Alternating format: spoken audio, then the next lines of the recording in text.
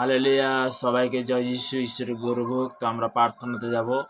সর্বশক্তিমান ঈশ্বর পিতা, তোমার মহান ধন্যবাদ করি পিতা। আজকের বিশেষ করে যে আশীর্বাদের প্রার্থনাতে জুড়িয়েছে পিতা, তোমাকে অসংখ্য ধন্যবাদ করি পিতা। সমস্ত বিশেষ করে ইউটিউব ফেসবুকের মধ্যে যে সকল সন্তান দেখছে পিতা, বিশেষ করে দেশ বিদেশের মধ্যে যে সকল সন্তান রয়েছে পিতা, গভর্নমেন্ট জবের মধ্যে কাজের মধ্যে তাদেরকে ব্যবসা কভার তুমি সুরক্ষিত রাখো পিতা।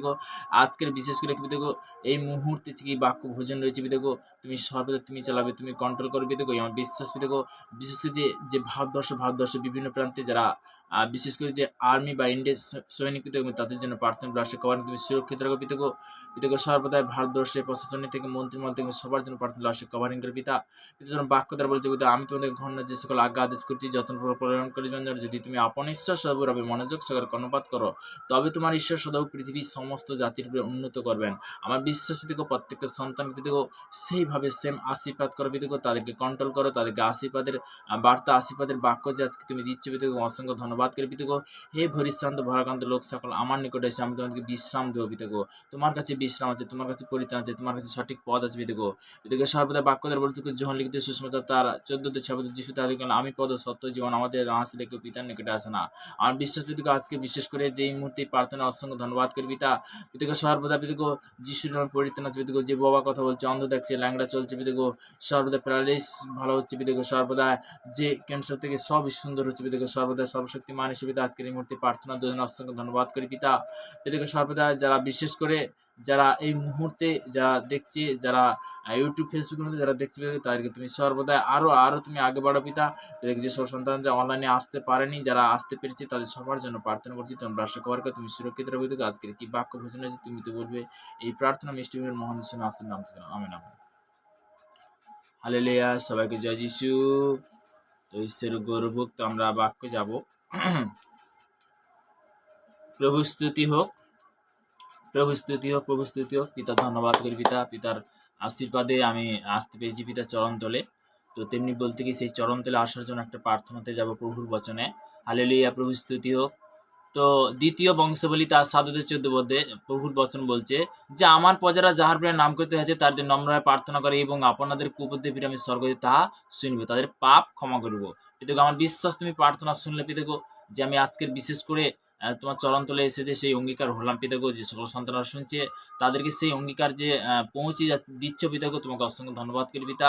তারা প্রত্যেকটা জন বিশেষ করে পিতাগো যে নতুন কি পুরানোর জন্য সবার জন্য প্রার্থনা করছি, তারা যেন সর্বদা আজকের পর থেকে পিতাকে তাদের জীবনটা তুমি বদলাও পিতা, তাদেরকে তুমি সঠিক পথ দেখো পিতা। পিতাকে সর্বদা এই প্রার্থনার জন্য অসংখ্য ধন্যবাদ করি পিতা। পিতা পুত্র পবিত্র আত্মার নামে আমেন আমেন। তো আমি বাক্য দ্বারা যে দ্বিতীয় বিবরণ তার 1 অধ্যায় 8 পদে প্রভুর বচন কি বলছে, তোমার মুখ হইতে এই ব্যবস্থা প্রস্তুত বিচলিত না হোক, অনন্ত যাহা লিখিত আছে যত্নপূর্বক সেই সকলের অনুযায়ী কর্ম করণার্থে তুমি দিবারাত্র তাহার ধন্য করো, কেননা তাহা করিলে তোমার শুভ গতি গীত হইবে ও তুমি বুদ্ধিপূর্বক চলিবে। হাল্লেলুয়া। এখানে প্রভুর বচন বলছে তুমি যদি ঈশ্বরের বাক্য দ্বারা চলো, ঈশ্বরের আরাধনা সঠিকভাবে যদি চলো, পিতা সেখানে কি বুদ্ধিপূর্বক কি চালাবে। হাল্লেলুয়া। আমরা অনেক সময় চলার পথে বলার পথে বিভিন্ন দিক দিয়ে কিন্তু আমরা বলতে কি বলা যায় অনেক সময় ভুল করি, সেই ভুলটা পিতার কাছে কি করি, নত হয়ে পিতার কাছে প্রার্থনা করি, তাই না? হাল্লেলুয়া। তো তেমনি বলতে কি যে আজকে বিশেষ করে প্রভাতে যে সকল সন্তানরা তারা জুড়তে পেরেছে, প্রভু তোমাকে অসংখ্য ধন্যবাদ করি পিতা, তোমার মহানামে প্রশংসা করি পিতা। তারা যে আজকের বিশেষ করে যে আশীর্বাদের বার্তা, আশীর্বাদের যে বাক্য শুনতে পাচ্ছে, তার মহানামে প্রশংসা করি পিতা। তো সর্বদা যে পিতার আশীর্বাদ যে সব সন্তানের প্রতি পড়ুক, সবার জন্য প্রার্থনা করি। তো তেমনি বলতে কি নেক্সট আমি বাক্যতে আসবো।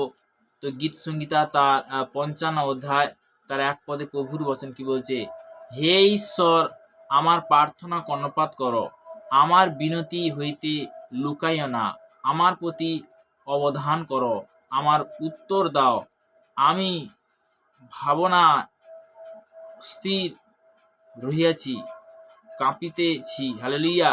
তো তেমনি বলতে কি যে সর্বদাই এখানে প্রভুর বচন বলছে যে হে ঈশ্বর আমার প্রার্থনা কর্ণপাত করো, তুমি শোনো, তুমি আমার প্রার্থনা শোনো প্রভু। প্রভু গো সর্বদা আমি তোমার আজ্ঞা অনুসারে যেন চলতে পারি, তোমার রুটিন অনুসারে যেন চলতে পারি। পিতা গো সর্বদা আমি যেন সেইভাবে প্রভু হয়তো আমি ব্যভিচারের দিকে হয়তো চলে গেছি, সেই ব্যভিচার থেকে পিতা গো তুমি হাত ধরে প্রভু গো আমাকে সর্বদা যেন সেই সঠিকভাবে আমি যেন চলতে পারি। তুমি আমার প্রার্থনা শোনো প্রভু, তুমি আমাকে চালাও, তুমি আমাকে কন্ট্রোল করো, তুমি আমাকে সেই পথ দেখো প্রভু। তোমার কাছে সেই প্রভু তোমার বাক্য দ্বারা বলেছে, তোমার একমাত্র পুত্র সেই মহান যিশু দ্বারা তুমি বলেছো বচনে যে যিশুই পদ ও সত্য জীবন। তো তেমনি বলতে কি সেই যিশু বলেছে খুব মানে বাক্য দ্বারা বলেছে পিতা যোহন লিখিত সুষমার 14:6 পদে, যিশু থাকলে আমি পদ সত্য জীবন আমার দিয়া না আসলে কে পিতার নিকটে আসে না।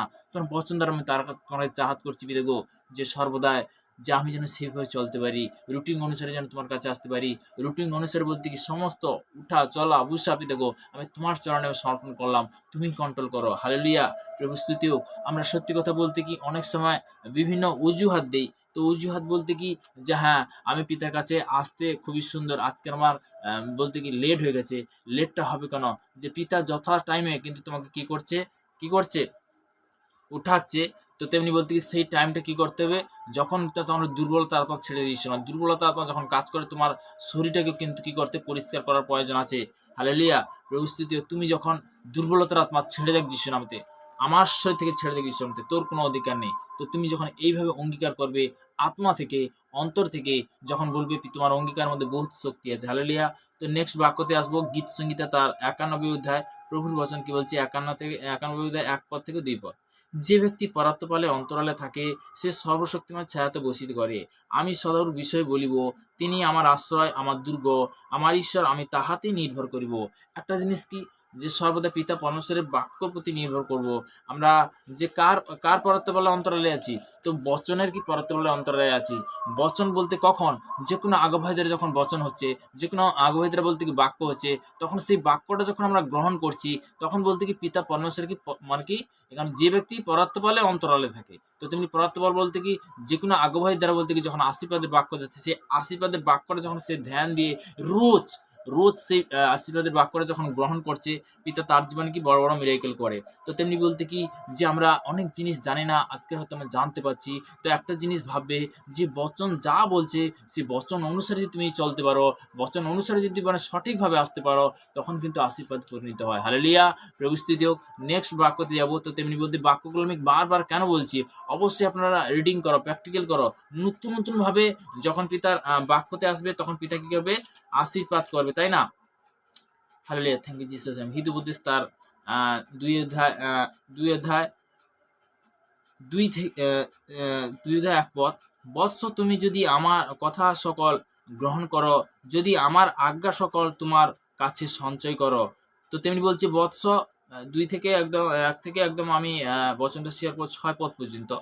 যদি বলতে কি আমি আবার বলছি হিতোপদেশ তার 2 অধ্যায় 1 পদ থেকে একদম 6 পদ পর্যন্ত।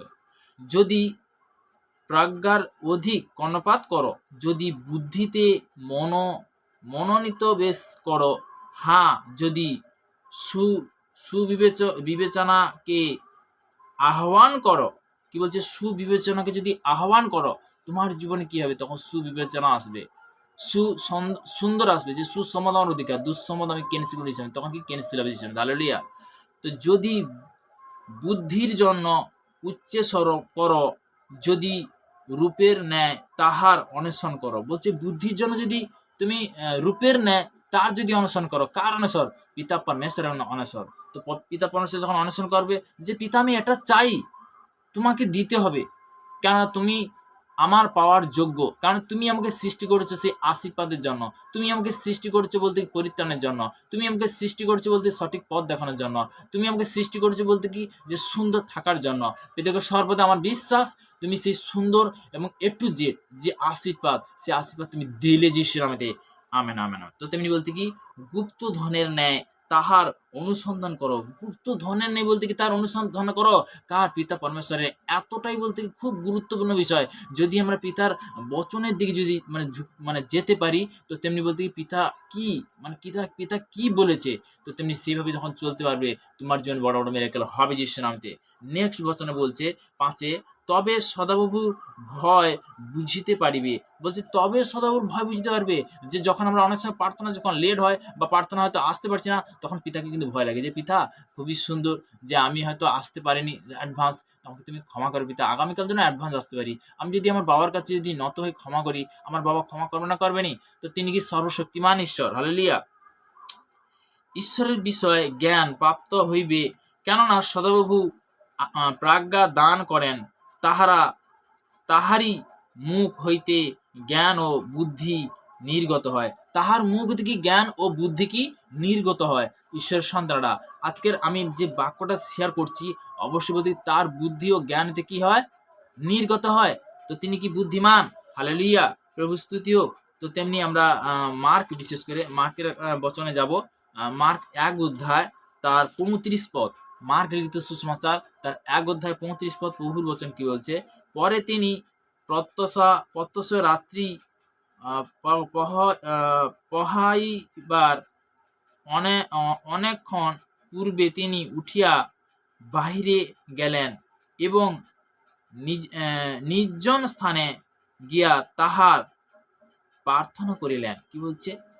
তো নির্জন স্থানে, হালেলুয়া। তো তেমনি বলতে কি যে রাত্রির মধ্যে সে কি উঠলো, উঠে কি করছিল? সে প্রার্থনা করছিল নির্জন স্থানে। মানে নির্জন স্থানে বলতে কি যে কারো কোনো সাড়া নেই, সে তখন বলতে কি পিতার জন্য সে সমর্পণ করেছিল। তো তেমনি বলতে কি যে আমরা তখন অনেক সময় বলে যে হ্যাঁ আমি তো প্রার্থনা করি, আমার ঘুম পায়। আরে ঘুম পাচ্ছে কি যে পিতা তুমি আমাকে শক্তি দাও, সে ঘুমের আত্মাকে ক্যান্সেল করে দিয়েছে নামতে, সে ঘুম আমি ক্যান্সেল করে দিয়েছি নামতে, আমি শ্রাপিত করেছি আত্মাতে দূরে দিয়েছি নামতে। তুমি যখন সে পিতার কাছে যখন তুমি সেই যেই স্থানে প্রার্থনা করবে, সেই স্থানে পিতাকে ধন্যবাদ দাও, সেই স্থানে পিতাকে হালেলুয়া স্তুতি করো, তো তেমনি বলতে কি ও আর থাকতে পারবে না। হালেলুয়া, প্রভু স্তুতি হোক। তো তেমনি প্রভুর বচন দ্বারা আমরা আজকে শিখলাম। তো লাস্ট প্রার্থনাতে যাব।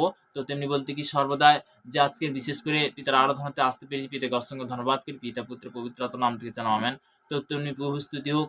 তো সর্বদাই একটা জিনিস সবাইকে ভালো রাখুক। 2025 সাল এবং 26 সালে অ্যাডভান্স সবাইকে বিশেষ করে হ্যাপি নিউ ইয়ার। এবং দ্বিতীয় কথা বলতে কি সবাইকে ঈশ্বর ভালো রাখুক। তো সর্বদা আমরা প্রার্থনাতে যাব। সর্বশক্তিমান ঈশ্বর পিতা তোমার মহান নামে ধন্যবাদ করি পিতা। স্বর্গপিতা সিংহাসন পিতার পাদে তোমার চরণ তুলিয়া অসংখ্য ধন্যবাদ করি পিতা। আজকে যে তুমি বাক্য দিলে তোমাকে অসংখ্য ধন্যবাদ করি পিতা। আমাকে সঠিক পথ দেখালেন, অসংখ্য ধন্যবাদ করি পিতা। যে সকল সন্তানরা ইউটিউবের মধ্যে, ফেসবুকের মধ্যে যারা দেখছি পিতা গো, যারা দেশ বিদেশের মধ্যে রয়েছে পিতা গো, আমি সবার জন্য প্রার্থনা করছি পিতা গো। আমি প্লেস করেছি মধ্যে সর্বদা ভারতবর্ষের বিভিন্ন প্রান্তে যারা রয়েছে তাদের জন্য প্রার্থনা করছি। কেরালা, তামিলনাড়ু, হায়দ্রাবাদ, অন্ধ্রপ্রদেশ, মধ্যপ্রদেশ, বোম্বাই, পুনা, গোয়া, পাঞ্জাব, হরিয়ানা, দিল্লি, নিউ দিল্লি, চণ্ডীগড়, কলকাতা, ওয়েস্টবেঙ্গল, স্বাগতিক ব্রাঞ্চ প্লেস করে সে কভার করি সামতে পিতা গো। আমি প্লেস করেছি সর্বদা যে মুহূর্তে গুজরাট, ইউপি, বিহার, ঝাড়খণ্ড, লখনৌ, লাওস কভারিং করেছি প্লেস করেছি সামতে পিতা গো। Saudi Arab, Dubai, Kuwait, Qatar, Malaysia, Thailand, Hong Kong, Bangkok, লাওস কভারিং করে পিতা গো। Germany, France, Italy, Portugal, Brazil, Argentina, লাওস কভারিং করে পিতা গো। সর্বদা পিতা গো। ইংল্যান্ড, নিউজিল্যান্ড, অস্ট্রেলিয়া, জিম্বাবুয়ে লাওস কভারিং করে পিতা গো। শ্রীলঙ্কা প্লেস কভারিং করে পিতা গো। সর্বদা পিতা গো মুহূর্তে প্রার্থনা পিতা গো। ভারতবর্ষে যে ব্যাঙ্গালোর লাওস কভারিং করে পিতা গো। সর্বদা উড়িষ্যা লাওস কভারিং করে পিতা গো। ভারতবর্ষের যে 28টা দেশের প্রার্থনা লাওস কভারিং করে পিতা গো। তুমি সুরক্ষিত যে সকল সন্তানরা, বিশেষ করে যে আমাদের আত্মীয়স্বজন, পাড়া প্রতিবেশী, কুটুম্ব বন্ধু সবার জন্য প্রার্থনা, তাদের যে সন্তানরা তারা যে রয়েছে পিতা গো, তাদের জন্য প্রার্থনা লাওস কভারিং করে তুমি সুরক্ষিত রাখো পিতা গো। আজকে যে আশীর্বাদের বার্তা, আশীর্বাদের বাক্য তুমি দিলে তোমাকে অসংখ্য ধন্যবাদ করি পিতা। প্রত্যেকটা সন্তানকে তুমি সর্বদা সুরক্ষিত রাখো পিতা গো। রোজ তারা যেন এই আশীর্বাদের বাক্য জুড়তে পারে পিতা। এই প্রার্থনা মিষ্টি মেয়ের মহান যিশুর নাম থেকে Janam. Amen, amen, amen. Hallelujah, প্রভু স্তুতি হোক। তো তেমনি যে সর্বদা আমরা ঈশ্বরের আরাধনাতে আসতে পেরেছি, তো তেমনি যে যারা আসতে পেরেছি বা বিশেষ করে যে একটা জিনিস, যে প্রত্যেকটা মানুষের একটা জিনিস কি কৃতজ্ঞতা অবশ্যই বলতে কি থাকার দরকার। কেননা যে ওই সন্তান, আমরা সত্যি কথা বলতে কি যে কৃতজ্ঞতা বলতে কি যে কার কাছে কৃতজ্ঞতা? পিতা পরমেশ্বরের কাছে কৃতজ্ঞতা, আমার কাছে নয়। তো তেমনি বলতে কি যে কার কাছে কৃতজ্ঞতা? পিতা পরমেশ্বরের কাছে কৃতজ্ঞতা। তো তেমনি বলতে কি সর্বদাই আমরা যে সর্বদাই সত্যি কথা বলতে কি যে আমি আজকে বিশেষ করে যে প্রভুর আরাধনাতে আসতে পেরেছি পিতার আশীর্বাদে। তো তেমনি বলতে কি যে একটা জিনিস ভাবে যে আমার কৃতজ্ঞতা, আমি ঈশ্বরের গৃহতে আসবো, ঈশ্বরের পবিত্র স্থানে কি আশীর্বাদের বার্তা শুনবো, আশীর্বাদের বচন শুনবো। তো তেমনি বলতে কি যে সর্বদা আজকের এই মুহূর্তে যারা শুনেছে তাদেরকে তুমি আশীর্বাদ করো পিতা, পিতা পুত্র পবিত্র আত্মার নাম থেকে। Amen, amen.